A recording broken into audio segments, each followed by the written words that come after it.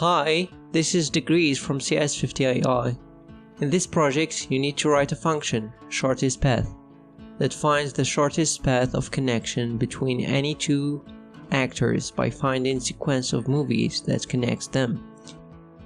I used the pseudocode given in the lecture to implement the function with breadth first search algorithm, which means I used QData structure instead of stack for getting the optimal shortest path. Anyway, here are the test cases. For the small dictionary, let's choose Tom Cruise, Sally Field,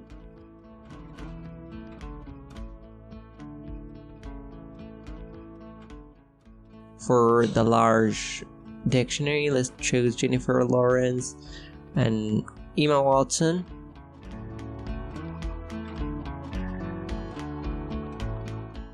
That's it, thanks for watching.